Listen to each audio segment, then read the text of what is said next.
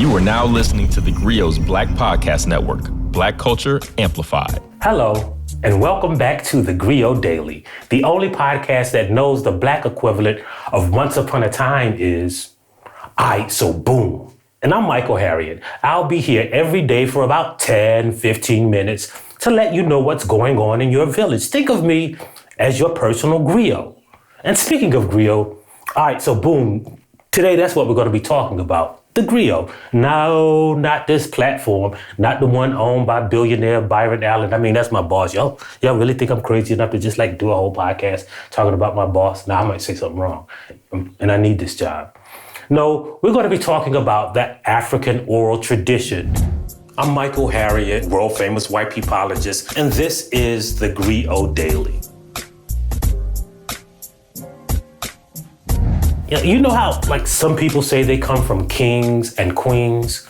Well, not me. I come from people who the kings and queens hated. Some people say they come from royalty. Some come from warriors. Me, I come from a long line of shit starters. Apple cart upsetters. You know, the people who ran around whispering, we should overthrow the king and the queen. For real, y'all, we should. That's who I come from. And griots were like that in West Africa. In the West African tradition, there was a separate class of people who were basically the caretakers of the truth. Some people call it a griot. Some societies called it a jolly or a jelly, or, it's spelled a bunch of different ways, Jali, Djali, Jele, but it literally means blood.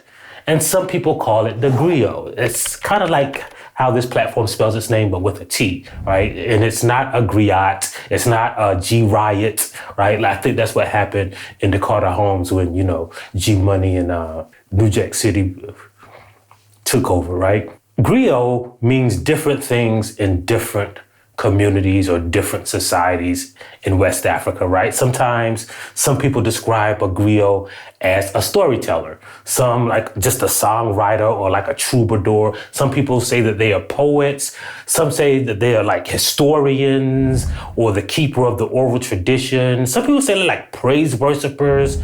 Some say they're journalists, they're artists. But the truth is, they're all of that combined in one, right? The history of a society is combined in its art and in its journalism and in its truth tellers. There couldn't be an emperor or a king without a griot in some African societies, but we kind of kept it going when we got here in America. And it wasn't just something you could become, you don't just apply for a griot job or run for griot office. You had to be born into a class of griots and raised as a griot. And so you know how, say you send somebody a text message, right? And they misinterpret it hey, why you sent me that text message, grilling me on what I was doing? And you was nah, I was just asking what you was up to, what you doing. See, you can misinterpret that in text or in writing. But when you hear someone who is trained to communicate through the oral tradition for their entire lives, there won't be any mistake. And so it's not quite just talking and what people remember, right? Griots were trained in memory. They were trained in communication. So it's not like a game of telephone. If a griot tells you that someone had a red shirt on the day that this king was inaugurated, 300 years later, that same story will be told and the same person will have that same red shirt on because that story was filtered down through the griot tradition. And in these societies, the oral tradition, it was more important than the written tradition. That's why, white people don't trust anything that they didn't read in a book. We would trust anything that we didn't hear from a griot in some societies, right? And griots also created American culture. It's not like we left it over in Africa, right?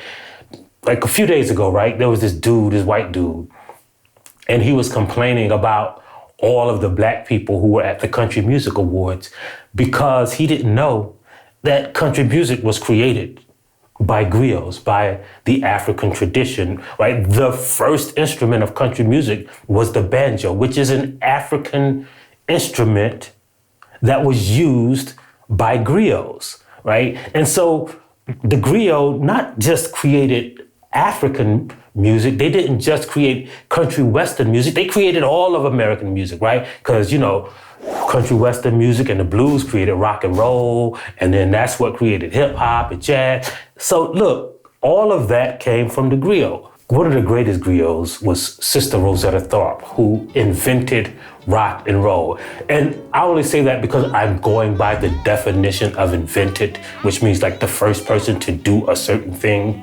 And Sister Rosetta Tharpe in the 1930s was creating licks on a guitar and playing guitar the same way Prince plays it now, right? Like all of the great musicians from the early history of rock and roll say, oh yeah, I just did what I heard Sister Rosetta Tharpe do.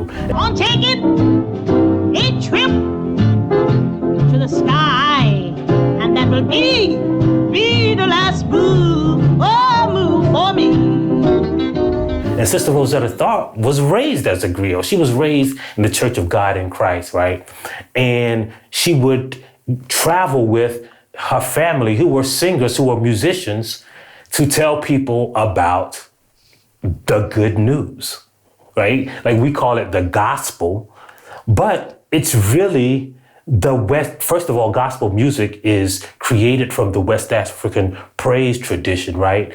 Though if you see people shouting when they get the Holy Ghost and you see a praise circle in the Yoruba culture, it's the same thing, right? And Sister Rosetta Tharpe became the griot who created rock and roll. Again, she invented it only because of the definition of invent. And that's the same is true with a lot of American culture. For instance, there was this guy named Charlie Case. Charlie Case was born in Lockport, New York, and he was smart and he became a lawyer. And he wasn't a very good lawyer, right? He would win some cases, he would lose some, but he would just go into these long stories every time he had a court case. And after he failed to defend this guy who stole a cow, this is a true story, the judge told him, you should just get out of law, bro. And so he got a job as a traveling salesman.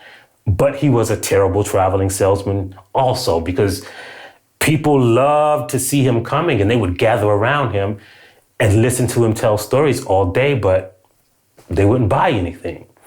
But, as a traveling salesman, he made friends of people who were on the vaudeville circuit because he'd see them at the hotels and all that. And one of them got sick, and Charlie Case, he created this fundraiser for him, and he decided to, just try to go on stage and do some vaudeville himself. And it was a hit. And he would sing on stage and he would dance on stage, and he became one of the biggest acts in all of vaudeville. But he hated wearing blackface. Back then they had to wear blackface. And Charles, he was of mixed heritage, right? His mother was white, his father was black, but he hated wearing blackface. And so he decided to stop. And plus he was real nervous on stage. He would do this thing where he would play with a string, and every time he told a joke, he would do this because he just had this nervous twitch. And everybody started biting his style so much that every time the point of his joke would hit, they started calling it the punchline. That's right, Charlie Case invented the punchline, but not only did he invent the punchline, but he became so popular that he just stopped singing. He just stopped dancing. He just stopped all of that in his act. And he would just tell stories and talk about stuff that actually happened to him. But they didn't even have a name for what he was doing, right? So sometimes they billed him as a monologuist. And his call was, they would bill him as the man who talks about his father, because he would just tell stories about his family. And again, he had thrown away the singing part. He didn't even need a band to come on stage with him. And people started emulating that style, and it exploded on the vaudeville circuit because Charlie Case was the first man who we would call a stand-up comedian. And W.C. Fields basically stole his entire career. His first film, right, was a movie about a song that Charlie Case had written. And so Charlie Case was also a griot. He was in that African tradition of telling the truth no matter what. And one of my favorite griots was a woman who lived in Memphis, and, one day she was out of town and a white mob killed one of her best friends. And as he was dying, the man said, "Tell my people to go north." But who was going to tell those people? Well, his best friend, Ida B. Wells, would. Because Ida B. Wells, like, everybody knew that she was not afraid to tell the truth. Like, Ida B. Wells was legitimately the most famous person in America at a certain point because she basically created investigative journalism. She was the first anti-lynching crusader. And a lot of people credit her with being the first person who used data to talk about social justice, right? So instead of, saying this bad thing happened to this person in Memphis, what Ida B. Wells would do was compile statistics of all of the lynching cases to show that it was an epidemic. Right? It was systemic instead of a problem that happened over here and a problem that happened over here. And Ida B. Wells became the most famous woman in America. She was known for telling the unvarnished truth, and she was a griot. And, one of the saddest things is that we'll never be able to know all of the stuff that Ida B. Wells wrote because the newspaper that she ran was burned to the ground by a white mob. And as a historian, as somebody who looks into history, you'll see that a lot when you look for newspaper articles by the Black press, which was really prevalent in the early 1900s, even the late 1800s.